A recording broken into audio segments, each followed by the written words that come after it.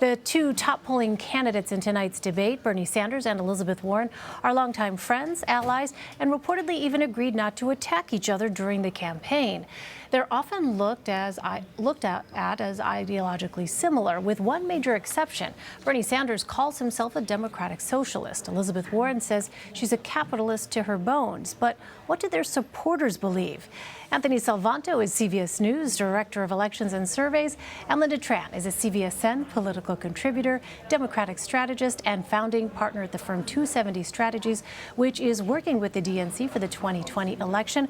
Welcome to you both. Anthony, I want to start with you. You've been doing some really fascinating comparisons, looking at which candidates are actually pulling support away from one another potentially. So are Warren and Sanders really after the same voters here? Some of them, but not as many as maybe the media labeling of these candidates might make you think. Okay. Which is to say, you're right, on policy you can draw a lot of similarities. And certainly, they share a part of the pool of voters that want a more progressive agenda. But, you know, you look at Bernie Sanders voters, and many more of them are sort of only Bernie Sanders and not considering as many other candidates. But you look at Elizabeth Warren's supporters, and they say, in addition to Warren, they're also more considering Kamala Harris, more so than they're considering Bernie Sanders. A lot of them are also considering Joe Biden as well. And so that's not exactly in that same ideological box we're trying to put everybody. On the flip side, you look at those Bernie Sanders voters, who else are they considering?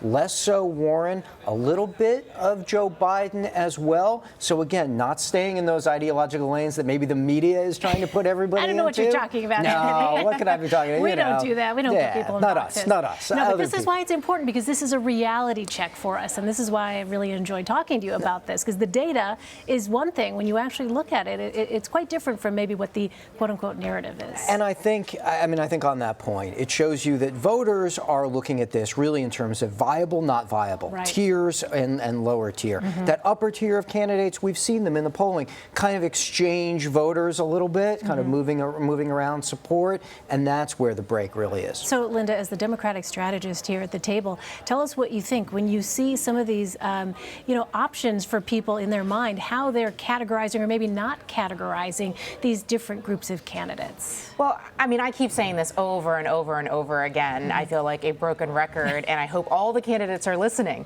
But really, they actually need to not so much look at all these numbers that Anthony is digesting. They just have to be themselves. Yeah. No, I mean, really, the point that Anthony makes is that Democrats are most concerned about winnability. So who has the power and potential to take on Donald Trump, because they're so worried about the state of the country. But they also just really care, just like in every single cycle, who do they like? Who feels like they're being real?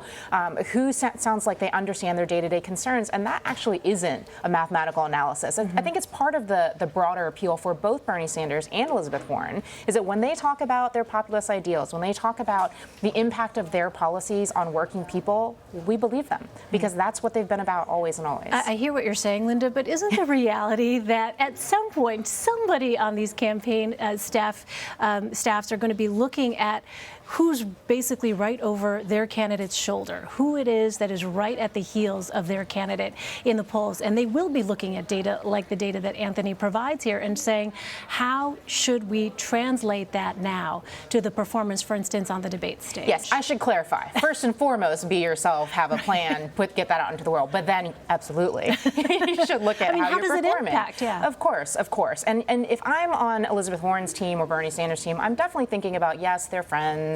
Yes, they're trying to make sure that they're not coming out punching and swinging necessarily at this stage, but also if I'm talking about similar policies, how is that going to impact how people perceive me?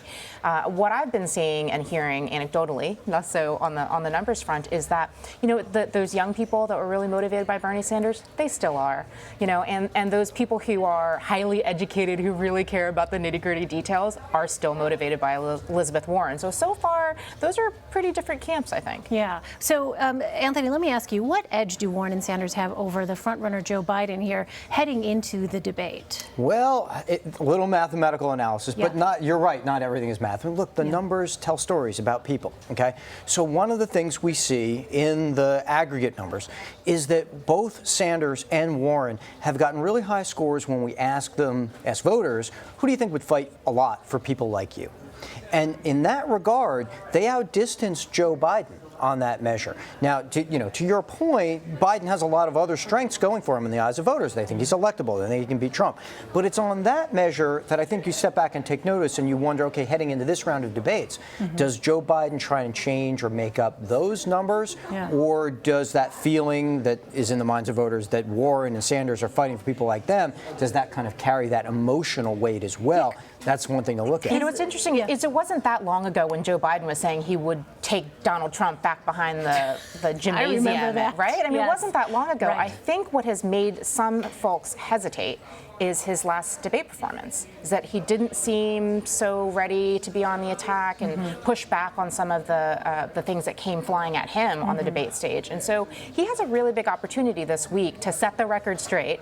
You know, Uncle Joe is still fighting Joe, and that those who believe he has the best shot of winning can put all their money on him. Because that was going to be my question. When you look at that graphic that we just had up, and Joe Biden's at 38% on this question of fighting, the question is why? Why is it? And you think it's the debate performance, perhaps, Lynda, as a Democratic strategist, that's causing people to think in those terms? I think so, and I think what we're seeing bear out in the viewership numbers is that people are paying attention. Yeah. They may be paying more intense attention more early in the cycle this go round than ever before. I know it's 2019, it's July. Yeah, exactly. And so I think there are going to be a lot of people that I've spoken to who really love Joe Biden, but were a little worried last go round, who are waiting to see the signs of fire that they expected from him last go round. Yeah, as I said last segment, I mean, it's going to be really fascinating to see how that kind of feedback impacts how he approaches the debate tomorrow. All right, Anthony Salvanto and Lynda Tran, thanks to you both. Great to have you here.